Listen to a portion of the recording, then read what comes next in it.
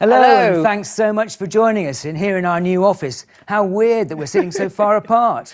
Very strange. I think last time I saw you in March, I certainly couldn't have predicted that the next time I would see you would be on camera and having had someone measure the distance between us to make sure we're far enough apart. Very odd. Anyway, lovely to have everyone with you. Welcome to our very first WaterAid at Home broadcast. For all of you who've supported us so brilliantly through the last year, individual donors, organisations and our corporate partners. I'm Fiona Callister and I work in the media team at WaterAid. And I'm Jonathan Chapman, also from the media team. I'm delighted to be part of this showcase of the amazing work WaterAid has done in 2020. Normally, of course, we'd invite you to participate in our enormously popular Supporters Day. But due to the COVID pandemic, we're producing this digital alternative so you can take part from the comfort of your own home. We'd love to hear more about all your activities and your views about our work, as you're a vital part of the WaterAid team. Do send them to the email and social media addresses on the screen, or call us on 020 7793 4594. That's 020 7793 4594. Over the course of this show, we'll feature highlights from the ingenious methods our supporters have used to raise funds for us and announce our President's Awards. We'll hear the musicians who played for us from their bathrooms and the artists whose paintings were inspired by WaterAid's work. And we'll throw forward to our planned climate campaign next year.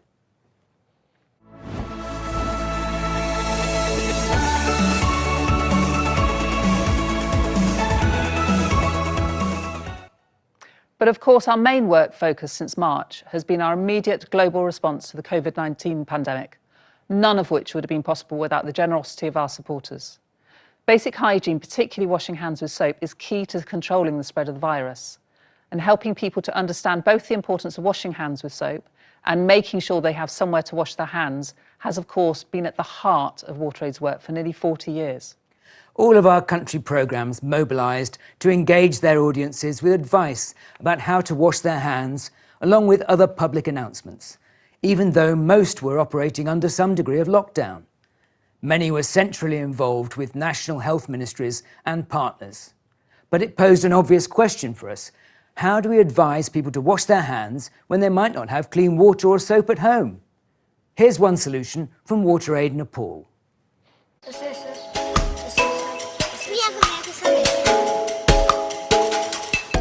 धेरै नै useful भइरहेछ पहिले हामीले चाहिँ बाल्टिनमा त्यो टुटी लगाएर hand वास गरिरहेको थियौं तर अब यो आइसकेपछि अब यसमा चाहिँ नि हामीले हातले छुन नपर्ने साबुन पनि खुट्टाले छिचेर निकाल्ने पानी पनि निकाल्ने गर्दाखेरि अझ बढी हाइजिन चाहिँ नि एकदम मेन्टेन भएछ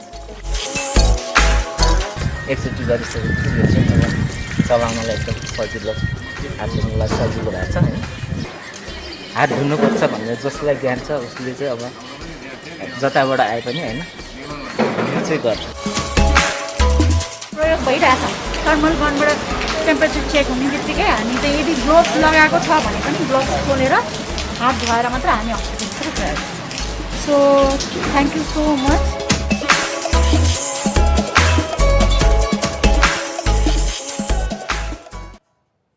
And that model of contactless washing stations in public places, pioneered by our team in Nepal, has been replicated by many other organisations around the country. Jonathan, you've been taking a look at how other country programmes have responded. What's particularly stood out for you? Well, of all our country programmes, it has been WaterAid India which has had to cope with the highest number of COVID cases. One of their projects was to mobilise hand washing stations on motorbike scooters known as auto rickshaws, like the image you see here. Several country programmes engaged local celebrities to support their hygiene messages. In Tanzania, this celebrated Swahili poet Mrisho Mpoto joined the WaterAid team in their fieldwork. In Zambia, these renowned local sportspeople from different sports joined our local hygiene campaign called The Power of Five. WaterAid Ghana engaged their younger audiences with hygiene messages from a top local rapper, Ochiame Kwame, aka the Rap Doctor. Hi, my name is Ochiame Kwame, the Rap Doctor, and WaterAid says it's time for you and I to join the community COVID-19 hygiene campaign. And don't forget to wear your nose mask everywhere you go. Let's keep the community safe. In Sierra Leone, our country programme commissioned town criers like this one to deliver their simple hygiene messages for rural audiences in local languages. But the most ambitious and inventive must surely be the purple puppet featured in WaterAid Bangladesh's series of films and social media posts called Bichus in Bangla, who struggled to convince a gang of errant young friends to adhere to basic hygiene advice.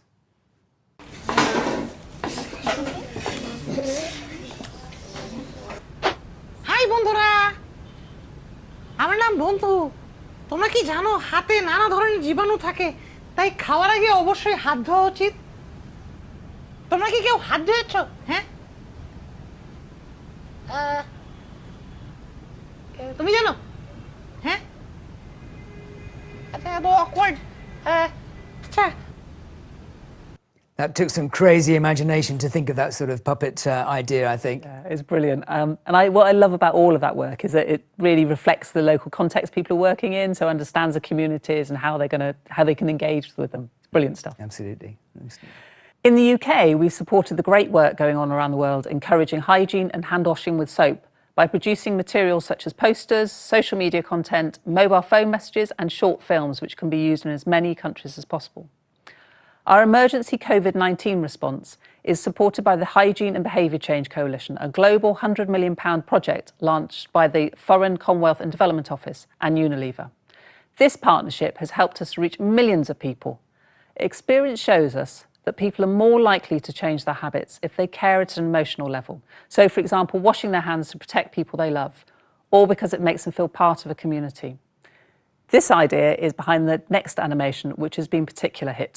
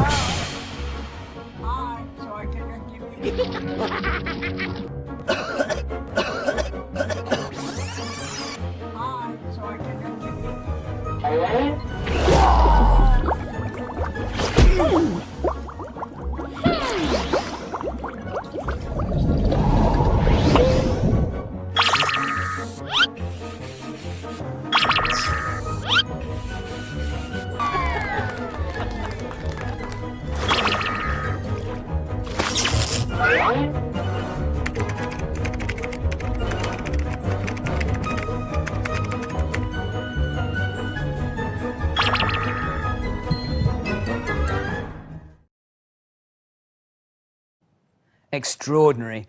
So what role have young people been taking in their countries? Well, in Rwanda, a group of students had already teamed up with one of the largest community radio stations to share life-saving hygiene messages. In light of the pandemic, this project took on a whole new and urgent purpose. These images show the young people acting out some of the hygiene scenes involving topics such as menstrual health while their families listened at home. Our work across sub-Saharan Africa is supported by players of People's Postcode Lottery. Players have raised over £15 million for WaterAid since they began supporting us in 2013. Some 32% of ticket sales goes to charities like ours in the UK and overseas. We met some of those students in Rwanda to find out more about this work. Let's hear what they had to say. iragafite cyane kuko babashije kwivugurura uko bari bameze imbere batarumva ikinamico ubu ngubu bisigaye byarahindutse asigara abantu bumva vuba kuko bumva ko nibyo mvuga hari n'abantu dufatanya cyangwa n'igihugu kinshigikiye kwa nabafasha nkababwira bahita babyumva vuba barahindutse cyane.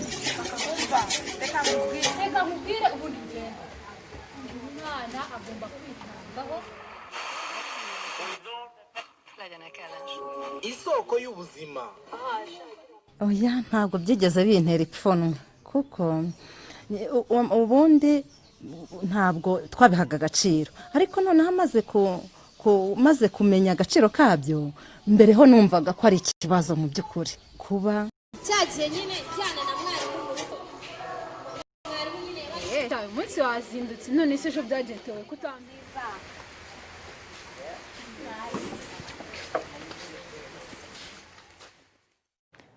This year has been tough for all of us, and we know that for many, life will never be quite the same.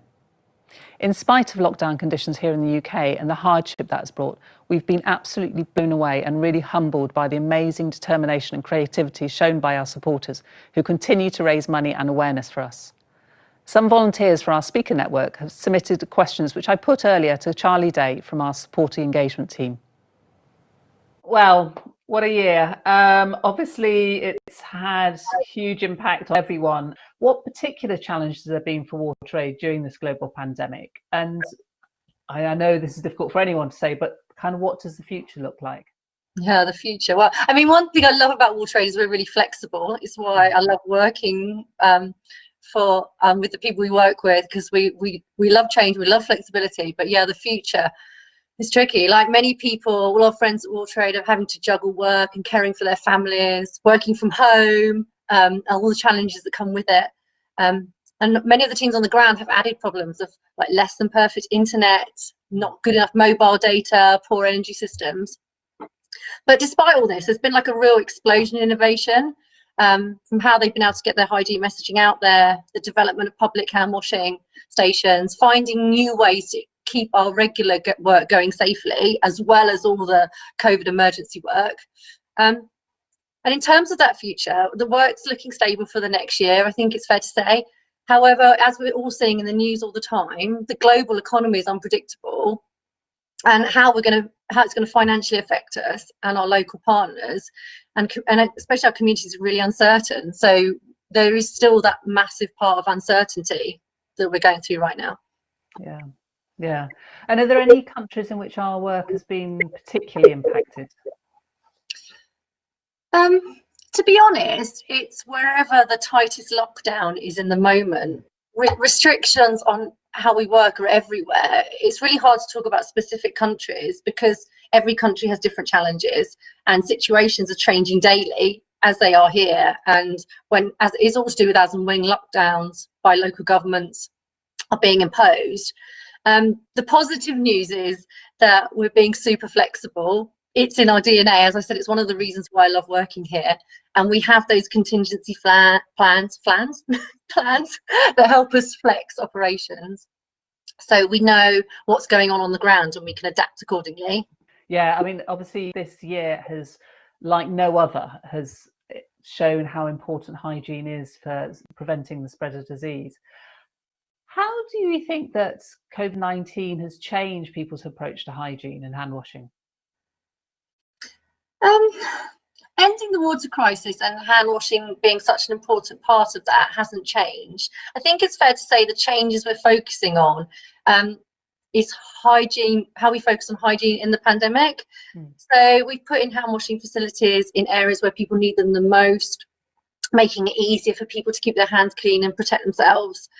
We've launched more hand washing campaigns. So we're doing more of what we've done before, but making sure everyone knows how important it is to wash their hands with soap, when to do it, how to do it. We've also included the aspects of COVID that we've all become familiar with here in the UK. So wearing masks, social, physical distancing. Now, it has been amazing, hasn't it? The sort of speed at which, you know, we've been able to sort of roll out these new programs and adapt to the new situation. Who in developing countries has been hit hardest by the COVID-19 pandemic? Well, as with any crisis, I think it's the poorest and the most vulnerable that are faced with the brunt of the impact. Painfully fragile health systems. Many people don't have anywhere to wash their hands. I mean, I find it really alarming how easy it is for the virus to spread, and it makes it harder for our program teams to treat in these areas. People are living in dense and informal communities, and they don't have the option to social distance. There's a lack of information, lack of clean water, lack of decent sanitation, and to be really honest, like a lack of financial resources to adapt to the changes. Yeah. And so obviously, as you alluded to there, that, you know, not only are people's health being impacted by COVID-19, but also, the wider economy, personal finances and the wider economy. How's WaterAid's income been affected by the global pandemic? We've reprioritised activities, we've made cost savings, we've made some really tough decisions, which have helped us manage that financial risk for this year. We've had some substantial COVID grants, which has been incredible, because our programme's on the front line, and because hand washing is currently the only defence for many people in the places we work. Those grants are crucial. I think it's fair to say we believe we've got enough to continue operations for the foreseeable future, but the significant risk still stands. I mean, we're seeing in the news every day about the looming economic downturn. So we're working through plans for next year. The reassuring news is that we're stable, and I really want to say a heartfelt thank you to our incredible supporters who mean so much more to us than I could ever put into words. We just have the best supporters out there, who always make us feel together, even though at the moment we experience different levels of being far apart. This year's just been incredible for supporter response, which it's just, I can't emphasize how grateful we are. Thank you so much, Charlie, for joining us for WaterAid at Home, and all the very best. See you back in the new office as soon as possible. It's been a pleasure. Thank you very much. That was Charlie Day talking to Fiona earlier.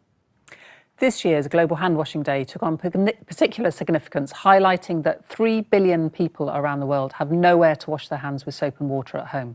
That's why we decided to launch our Art of Change campaign, using art to make governments pay attention to an issue that's become more and more urgent. Artists were invited to submit work on the theme of water and hygiene.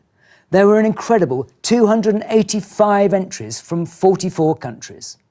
We then asked an all-star panel, including the artist Grayson Perry and Ethiopian photographer Aida Mullana, to select a shortlist of 12, which we then put to the public vote to pick a winner. Here are some of the finalists. Mlenga J. Mlenga is my name. The water crisis the world is facing is a puzzle that can be solved if you and I make that difference. Water is life to me. Everyone has a right to access clean drinking water, and also for health reasons. In this crisis of COVID-19, water is the biggest necessity that each and everyone needs.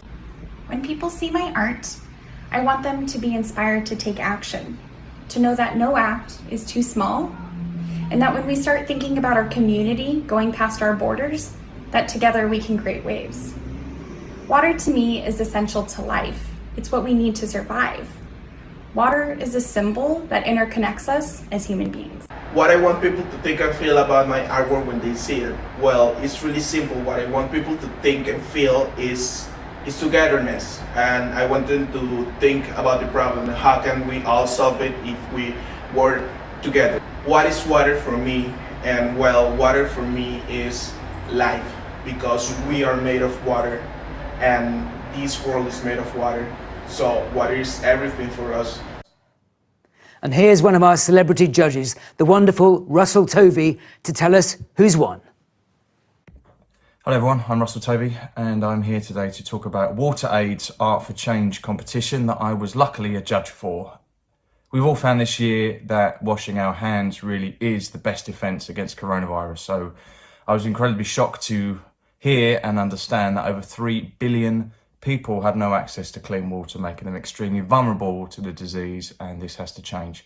So we set up a competition for artists around the globe to design a Clean Water Saves Lives poster, and one of the artists that was selected to win is the incredible Holly Thomas, and here is the work. Da-da-da-da. Clean Water Saves Lives. An amazing work by Holly Thomas, congratulations.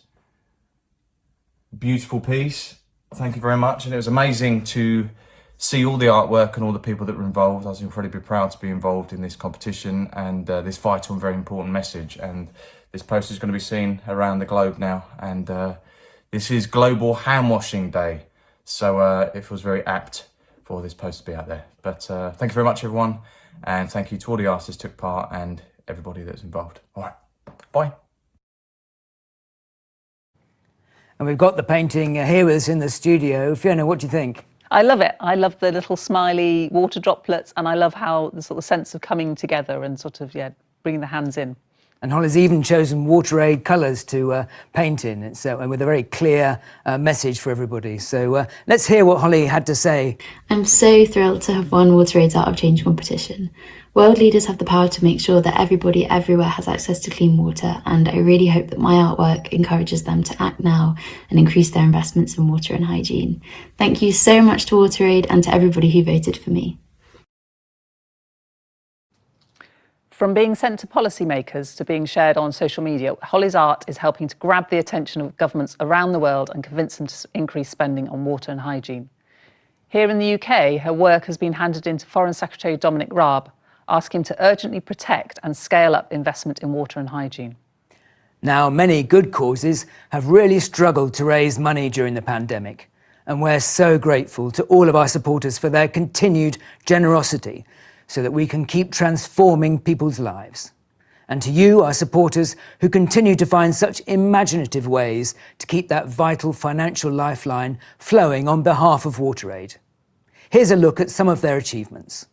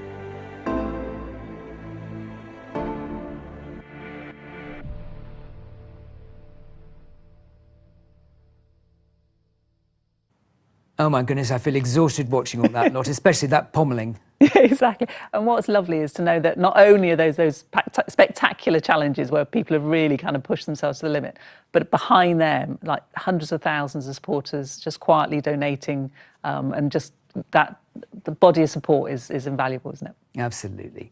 But featuring in that film, secondary school teacher Nick Haynes is a long-time WaterAid supporter who often manages to include references to our work in his geography lessons at St Luke's School in the city of Exeter. But this year he went the extra mile, or in fact the extra 21 miles he swam across the English Channel between England and France to support WaterAid. He even smashed the men's world record for swimming it using backstroke by nearly 5 hours. I spoke to him earlier. So Nick Haynes, thanks so much for joining us. You swam the Channel for us. That's amazing. What a feeling and achievement that must have been. Yeah, it really did feel good, especially because it was my second time doing it, both times for WaterAid, and the first time I didn't quite make it. So getting it done on the second time was fantastic. And you broke the backstroke record. Why the hell did you do it backstroke when you can't see where you're going? When you're swimming the channel, you always have a boat guiding you either way. So the actual truth is, if you're swimming front crawl, then you're staring down into the murky water the whole time. Backstroke, at least you get to see the planes going above you and some cloud shapes and things like that. A little bit more interesting, at least. And what on earth gave you the idea to do this for WaterAid in the first place? I was looking for a good challenge for myself personally, and I'm a geography teacher, so I have been for 15 years teaching about the great work of WaterAid every time we do our lessons on development. So always talking about how non-governmental organizations such as WaterAid are very important in getting development into countries that are falling behind. And since I've been talking about WaterAid and teaching about all the wonderful things that they do, I felt it almost necessary, almost like paying back a debt, to make sure that I was doing everything I could to support the charity after teaching about all the wonderful things they do. That's absolutely amazing. So great to hear. And what do your students make of you when you, first of all, when you swim the channel? What do they say? they were taken by surprise, to say the least. Because of the whole lockdown, I didn't get a chance this time around to talk to the students too much beforehand. And so when we came back from school and started up school again in September, they had seen it on the news, they had seen everything that had happened, but had absolutely no idea that I was actually doing. I didn't get a chance to tell them about it beforehand, so it was a big shock. And you mentioned how you bring up WaterAid in your lessons. How do your students respond to that? It does stick with them. You know, it's not a difficult name to remember, and when you start breaking it down for them, the way that WaterAid brings the most basic necessities for life, and things that they really don't ever think of. They never think of what happens after they flush the toilet. They never think of where that water comes from when they turn the tap on. And just getting them to think a little bit deeper about how lucky we are to have all of that provided for us without ever having to think about it, does make a big impact on them. That's absolutely amazing to hear that. And it's so amazing to hear that you bring it up in your work as well. I've got to ask, seeing the bike in the background, have you got any other plans for future fundraising endeavors? Well, after I failed the first time around, I did say I would never do it again, and that clearly didn't happen. So yeah, sometimes it takes a little while. It seems to be a trend that about once every 5 years, I feel the need to do something a little bit crazy. So yeah, it's not going to be anytime soon, but give it a few years, we'll see what happens. So 5 years from now, what's on your bucket list? Oh, I've got like far too many things on my bucket list. I have been thinking, though, that doing the English Channel again, I know like the kind of the same, doing the same thing again, but the English Channel again as a medley relay. So I would do the backstroke, and what I need then is somebody else to do the breaststroke, the butterfly. That's going to be a tough one, and somebody to do the front crawl as well, and we'll make a relay out of it. Oh my goodness, I feel tired just hearing about it. Nick Haynes, thanks so much for joining us, and thanks so much for all you've done for WaterAid. It's been a pleasure. Wow, what an achievement. Thank you so much, Nick Haynes. We'd love to see any pictures of your activities and hear about your views about our work. So do contact us via any of these methods on the screen. In the past year, WaterAid's corporate partnerships team has helped to raise £8.3 million working with the private sector. In addition to raising funds for wash projects, as well as our COVID-19 appeal, the team has driven corporate action on water, sanitation and hygiene through its strategic partnerships. Here are some of our highlights. Firstly, this year, the team launched a third Toilets Change Lives campaign with partner Kimberly-Clark to support access to water, sanitation and hygiene in 3 cities in Bangladesh. In 2019, the campaign had launched with 27 million branded packs of Andrex, which raised £139,000 in donations, in addition to WaterAid's messaging reaching millions across the UK. The Women Foundation has committed £1.2 million in a new 3-year partnership that will help WaterAid in its mission to bring clean water, decent toilets and good hygiene to all by 2030. The commitment is an extension of the Wimbledon Foundation and WaterAid's initial 3-year partnership, which began in 2018. WaterAid's 8-year partnership with HSBC provided 1.75 million people with clean water and over 2.75 million with sanitation, accelerating change in 6 focus countries. In September, WaterAid launched its Water is Resilience campaign with the United Nations Global Compact Water Resilience Coalition. Together, we are joining forces to inspire ambitious corporate action to accelerate water and hygiene access and protect people and businesses from COVID-19. We also have an exciting new partnership with the Heineken Africa Foundation, which has donated €1.2 million to support our emergency response to COVID in Nigeria, South Africa, Rwanda and Mozambique. Sadly, we don't have enough time to talk about all our corporate supporters, but just to know that working with you means a lot to us and we look forward to doing more so in the future. When we in the UK turn on the tap, we can count on getting clean running water. We usually take it for granted. The UK water industry has provided unwavering support for WaterAid since our foundation. their work maintaining our water supplies has taken on additional importance as we follow guidance on washing our hands regularly. WaterAid has been working with water utilities around the world to bring supplies to even the most remote communities. So, no matter where we live, we can all stay safe and healthy.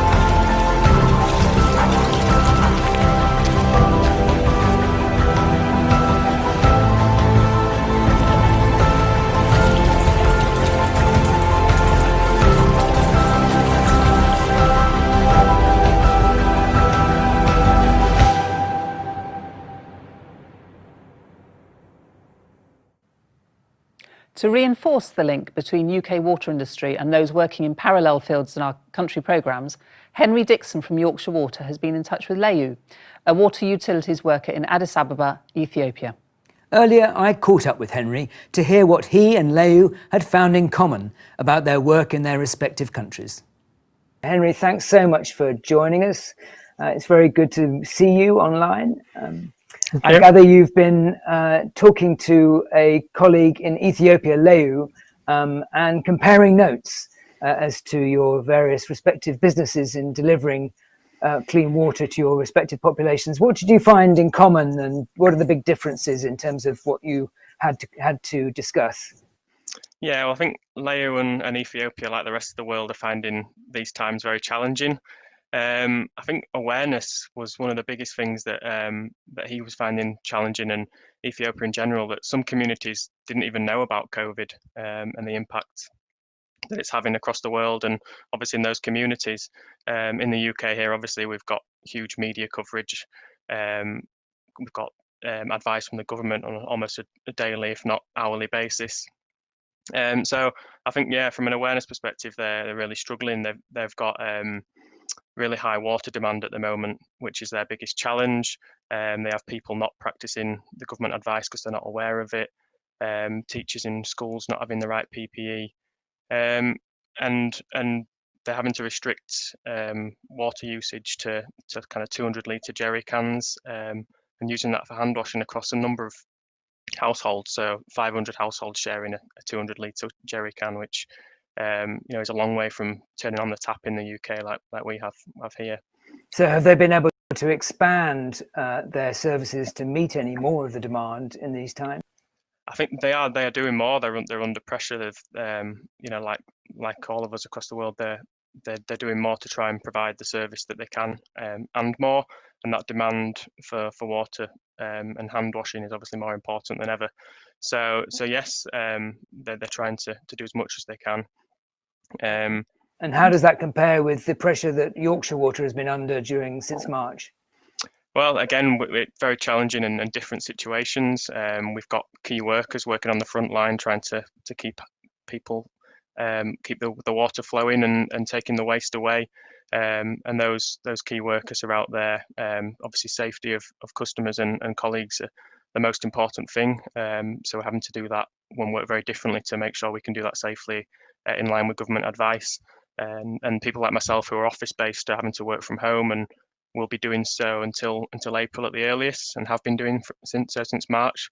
So everything has been done differently, and using technology, which is great. But everything's kind of been done differently, and these challenges we're having to overcome to make sure that we continue providing the service we do to the customers. So. And having this dialogue with Leyu, how does it make you? What are your reflections about your own work in Yorkshire Water, and how, having had these conversations, to compare your different lives? Yeah, it's great to get somebody else's perspective. I've been out to Ethiopia in 2017, so I can kind of visualize some of the challenges that it's coming across, and that awareness piece, trying to get out there and help as many people as they can. it's good to understand people do have the same problems and adapt to it in different ways. And we're fortunate to be able to have the technology to work from home, and people like Leia are having to work with the best facilities they've got available to provide that continuous service to their customers and communities. Henry, thanks so much for joining us. It's been very interesting talking to you. Thank you. Yeah, you're welcome. Thank you. That was Henry Dixon from Yorkshire Water, reflecting on his conversation with Leia about their experiences working in utilities during this global pandemic. We have all lamented the absence of music festivals this year, none more so than the 50th anniversary of Glastonbury, where WaterAid has been a partner charity for many years. This year we got together with the Glastonbury Festival organisers and their other official charities, Greenpeace and Oxfam, to produce limited edition merchandise featuring artwork from Stanley Donwood, under the slogan which you can see here, "Oh, hope shines brightest in the dark." Along with the sale of branded water bottles, the merchandise raised over £90,000 for WaterAid. You can see here on the screen WaterAid staff, along with their friends and family, proudly sporting their Glastonbury gear. We're so grateful for the support of this iconic festival. Hopefully my parents managed to spot their grandchildren in that medley of photos there. Oh, I can't wait to get back to Glastonbury because it's that lovely mix of great fun but also doing such brilliant work with our volunteers, cleaning the toilets and refilling people's water bottles. Fingers crossed for next year. Yeah, absolutely. However, all was not lost on the music scene as WaterAid gathered together a mega lineup of 43 bands and artists, including stars such as former Spice Girl Melanie C, Katie Tunstall and Groove Armada, who agreed to perform for us from their bathrooms during lockdown. Here are some of the highlights from the very first bathroom sessions. Hello. Hello. Hello. Hi everyone. Evening. I'm Melanie C. Go by the name Stoneboy. Hi, this is Andy Cato from Groove Armada. I'm here sitting in my bathtub. Coming at you from my shower. I am in my bathroom. Currently sat on the toilet. This is the bathroom sessions.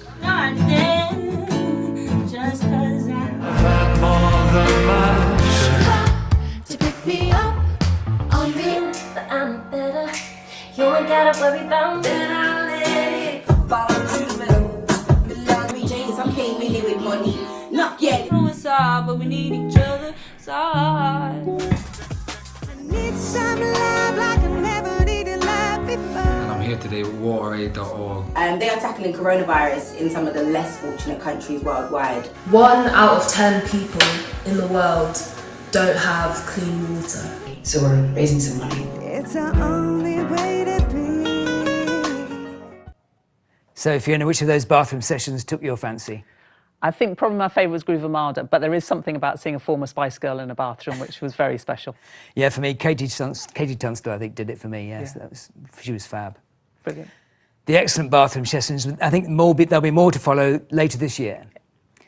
And from the world of comedy, Australian-born comedian and WaterAid supporter Beck Hill, winner of the UK's favourite toilet joke competition, who knew there was one, was inspired to venture into the world of T-shirt sales on our behalf, as she explains here.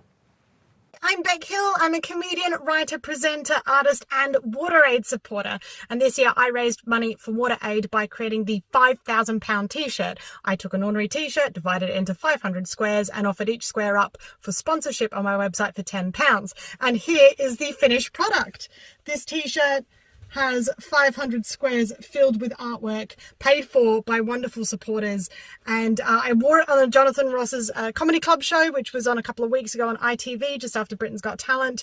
And all the money has gone to WaterAid, so it's £5,000. And the reason I chose WaterAid is because I just couldn't believe it when I found out that 3 billion people in the world still don't have access to basic hand washing facilities. It's so important. So I just want to say thank you from myself and everyone who donated for all of the work that you do. It's so important. Please enjoy WaterAid at home. Thank you, comedian Beck Hill.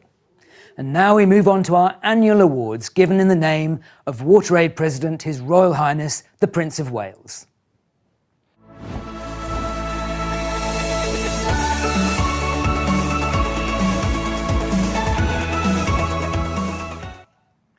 This year, the awards really reflect the additional efforts our supporters have made for us during the pandemic. Here's our Chief Executive, Tim Wainwright, with his reflections on the year. Good afternoon. My name is Tim Wainwright. I'm the Chief Executive of WaterAid. I wanted to start by thanking you all for what you do to support WaterAid's work and to tell you that that makes a huge difference, and it helps us to do so much to transform people's lives around the world. Thank you. And I also hope that you and your families are all safe and well at this very difficult time for all of us. WaterAid's President's Awards are personally signed by His Royal Highness the Prince of Wales, our President, and a huge thanks to him for his long-term support of WaterAid's work. The awards are for those who go above and beyond what is normal as a supporter of WaterAid. They recognise a really special contribution. So before I hand back to Fiona and Jonathan, who are going to introduce the winners this year, I just wanted to say a huge congratulations to each of them.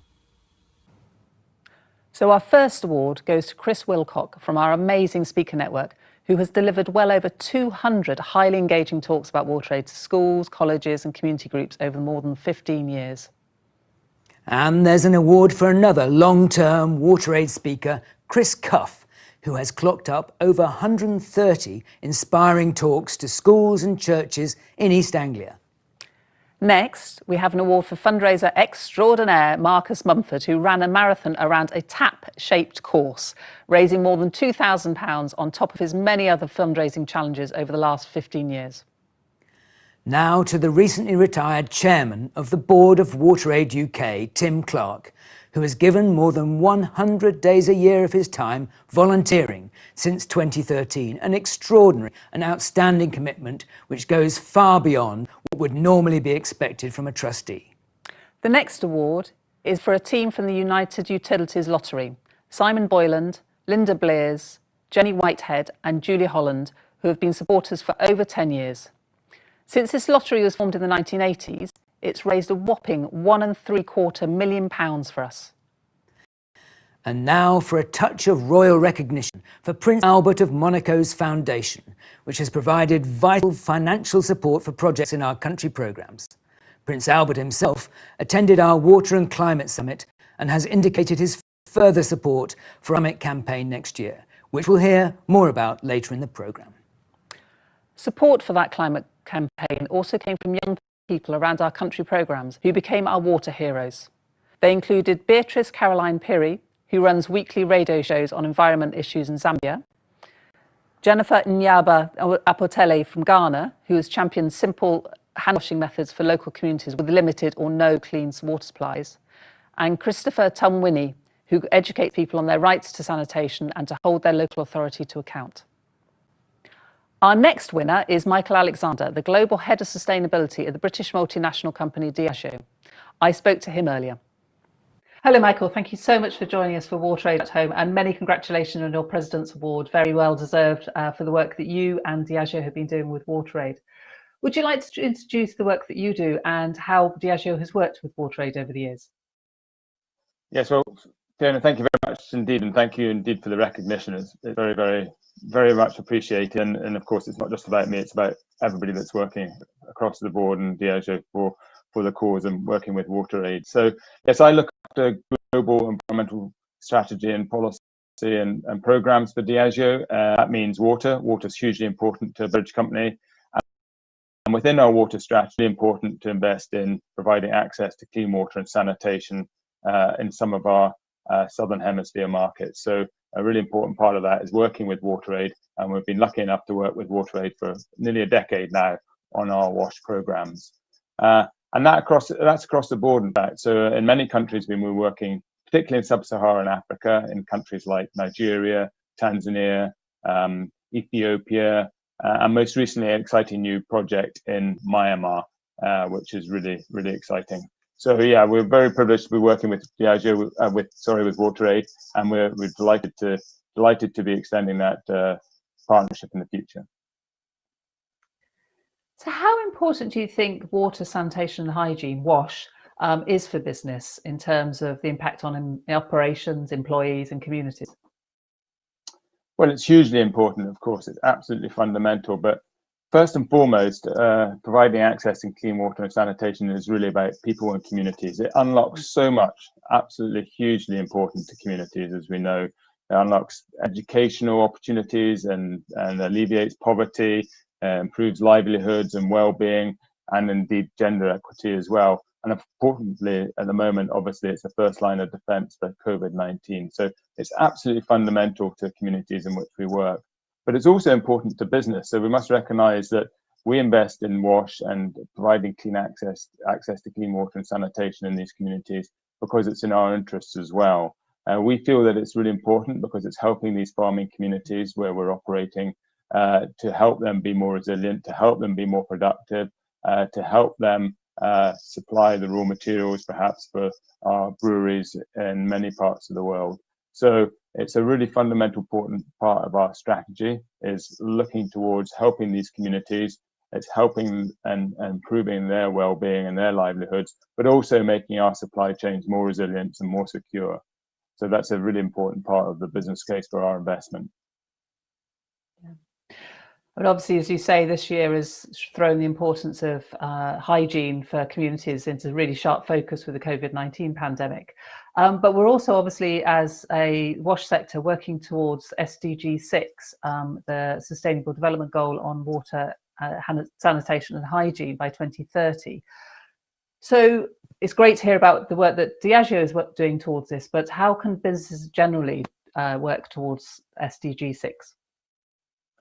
Well, in my view, SDG 6, the water and sanitation for all, is probably one of the most important SDGs, and it supports a lot of delivery in many other parts of the SDGs. So on poverty, for example, on education, on gender, SDG unlocks a lot of opportunities in these areas. So it is really important to us and to many of those committed to SDGs.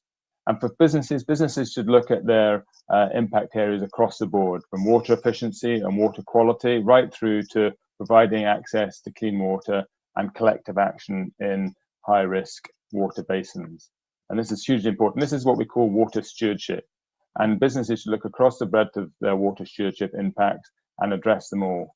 But perhaps most importantly as well, we should look at businesses being more vocal, being more prepared to be very vocal on an international stage to just highlight the importance of the global water crisis. We have to drive improved action on the water crisis, and businesses have got a big role to play.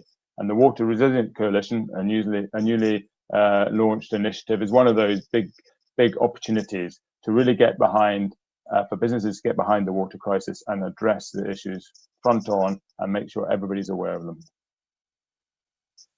Fantastic. Thank you so much for your time today, Michael, and also for the great work that you and Diageo have been doing with WaterAid. Very much appreciated. Thank you. Thank you. That was Michael Alexander from Diageo. Our final award winner is Professor Val Curtis, Director of the Environmental Health Group at the London School of Hygiene and Tropical Medicine. Very sadly, this award has to be awarded posthumously as Val passed away last month. Val's death is not only a personal loss to many at WaterAid who worked closely with her, but a huge loss to the water, sanitation, hygiene and health sectors. Over her incredible 40-year career, Val led research that put hygiene behaviour change, including hand washing, on the political agenda across the world and advocated for decent toilets to be made normal for everyone, everywhere. She truly changed and helped save thousands, if not millions, of lives. This President's Award is in gratitude for her invaluable contribution to this sector. Now we're going to look ahead to next year and our campaign, which will highlight how climate change is affecting access to clean water for so many in the countries where we work.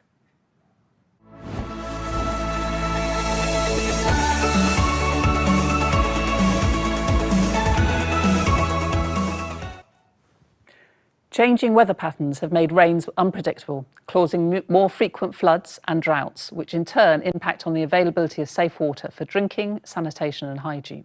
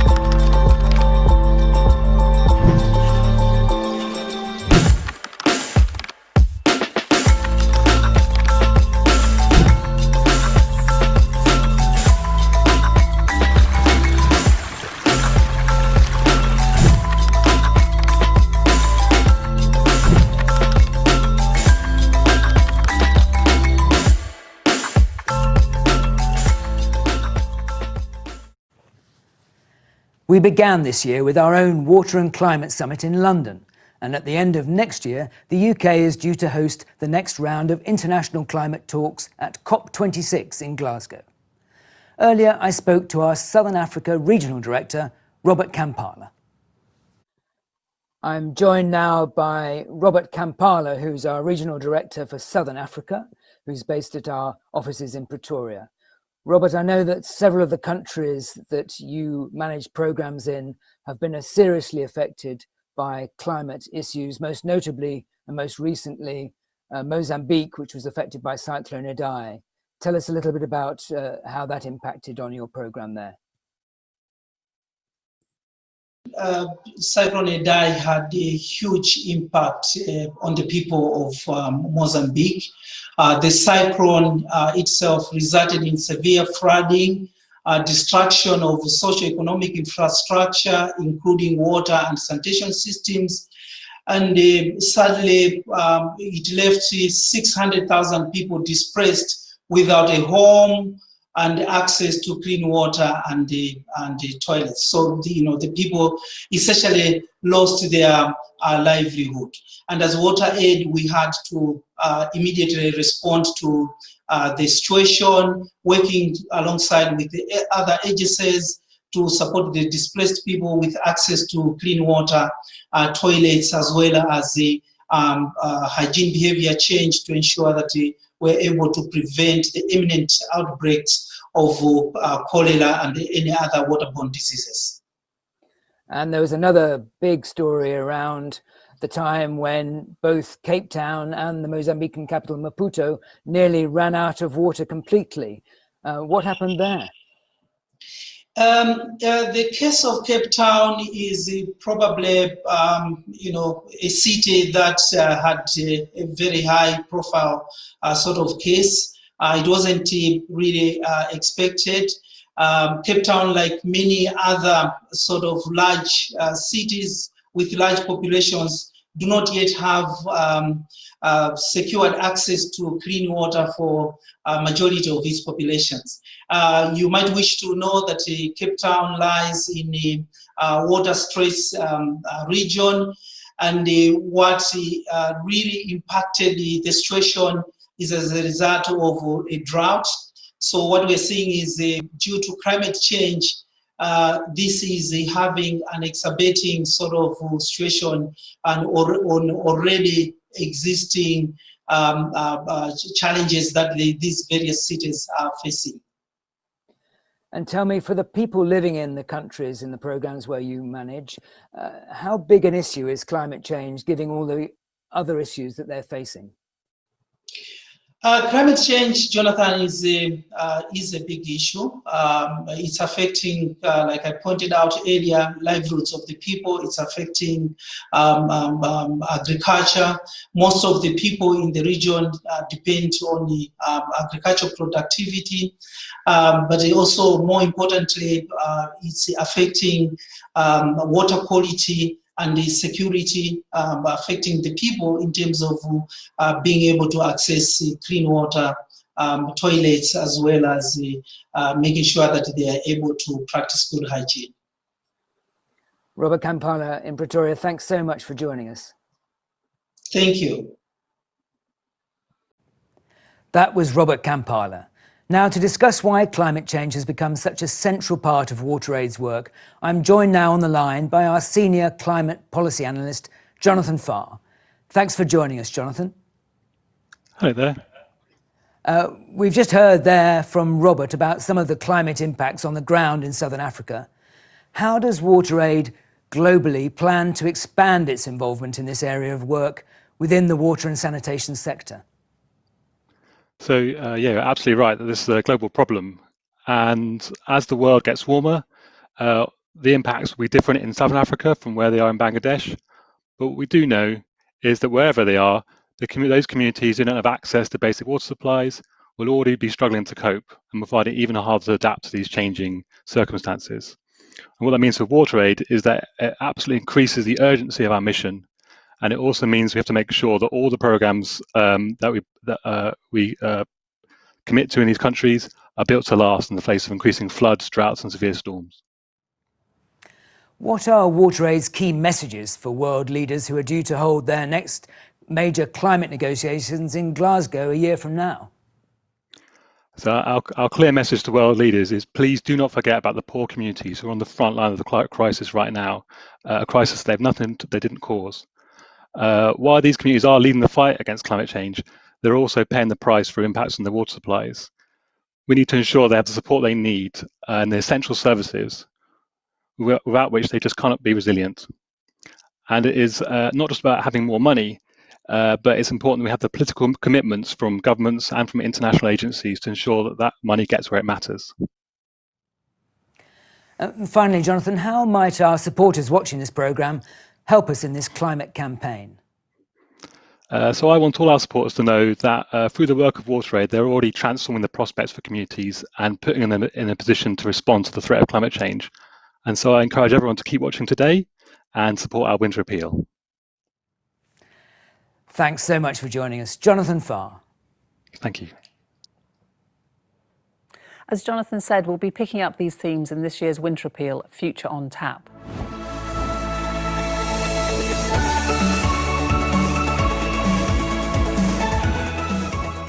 Our winter appeal will feature many of the residents of Frat, an area 400 kilometres northwest of the Ethiopian capital, Addis Ababa. These 3 communities have no source of clean water, and the changing climate is making life even harder, with unpredictable weather threatening crops, their only source of income. They are dynamic, resilient, and have a word in Amharic, wenfel, which translates as collaboration. When one has a problem, they all help. Here is a film explaining why we are focusing on these particular communities. In the past, when the rain stopped, the world put its hand to its mouth in shock. Young and old sought new homes, new pastures told, of new seeds sown, and built upon and tilled the land, and willed life from skilled hands. Roots search deep, crops grow high, shoots dare greet the bittersweet sky. The changing climate pressures earth, with scant regard for human worth. Once more the long walk and bodies immerse in unclean water, unfit for thirst. Let us rise to the challenge, let us stand tall. If a future is for one, it must be for all. Let the aged flourish, and water nourish birth, and hope spring eternal, and sing from the earth.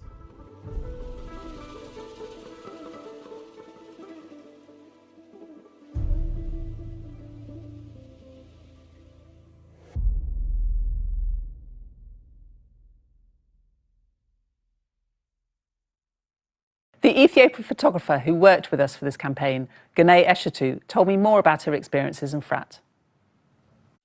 Hi, Gane. Thank you so much for joining us today. How's Addis? It's good. Such a beautiful weather today. Yes. Oh, wonderful. Thank you. And you've just returned from Frat. Can you tell us a bit about how you found Frat and what your experience was like there? Well, Frat, I went there during the rainy season, so the landscape and everything, it was such a beautiful scenery. Like, it was so great and beautiful. And the community in Frat are very friendly, very loving, very welcoming, actually. And every household I went to, the people were offering me coffee or tea or roasted corn. It was, they are so welcoming. And they are not just like that, the community feeling, the welcoming, it's not just for guests, but the community as a whole have this very interesting culture called wenfel. They call it wenfel. The way they define it is like, it is one person defined it for me saying, I for you, you for I, which is like they help each other. If I give an example, if someone needs help for the farm or for building a house, you just go out and call out the community. People gather, so it's common to see like 20 or more people working on one small farm because they help each other. And next time the other person needs help, they call out and everyone comes to work together. And that's what they call a tradition. It's called wenfel, and that's such a beautiful tradition of community helping each other, togetherness, and that's, yeah, it was such a good experience.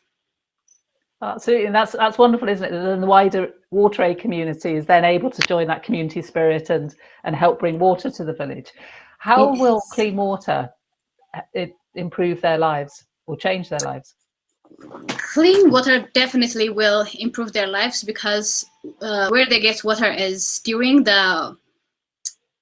it's now the rainy season. So when I went there, where they usually collect water, the river, it's called River La, it was very full. It's very dirty because it flows from town, from where the hospital is.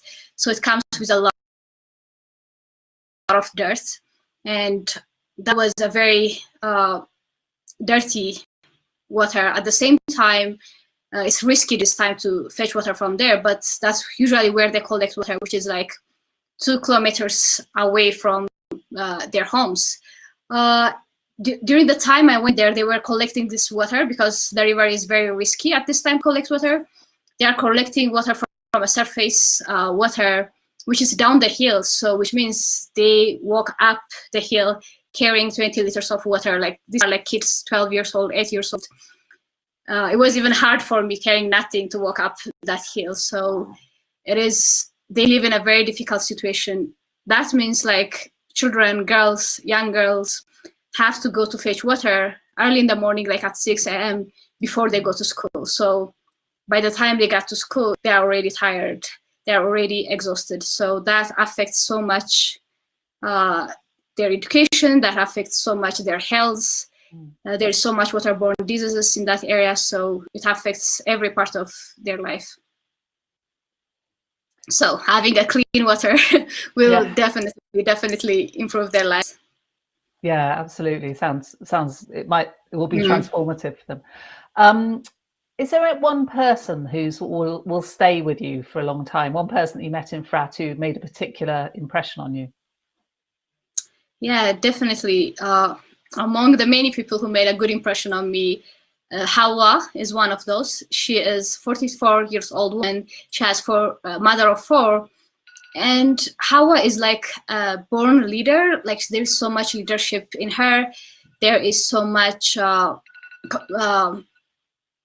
way she holds herself. She's such a leader. She keeps saying that she is not educated, but she is so sharp and so smart. And what she does is, like I told you, that she has assist communication skills.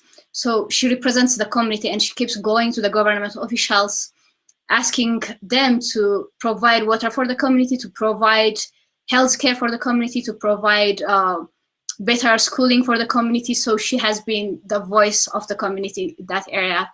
And she is such a leader and such a good communicator. And I think she stays with me. Fantastic. Thank you so much for your time today, Gane, and thank you pleasure. so much for sharing your impressions of Frat. It's my pleasure. With your support, we hope to raise £3 million, and until the 4th of February next year, the UK government will match all public donations to Future on Tap, pound for pound, up to £2 million, making double the difference in communities across Ethiopia. And as part of our fundraising over the winter, Raggy Omar will be doing the Radio 4 appeal for us this Sunday morning, repeated on Thursday the 12th of November. So do support us in any way that you can. Fiona, we've nearly reached the end of the show. Hasn't it been amazing seeing what people have done for us over the years? Yeah, absolutely. It makes you so proud to be part of the WaterAid community. Obviously, if it was a supporters day at this point, we'd be inviting people to join us for a cup of tea, but sadly that can't be this year. So just you and I for a cuppa. Yeah, absolutely. Thank you so much for watching. You can send any comments about this film and our work to these contacts on screen. And do please share the YouTube link to this programme with others who might be interested.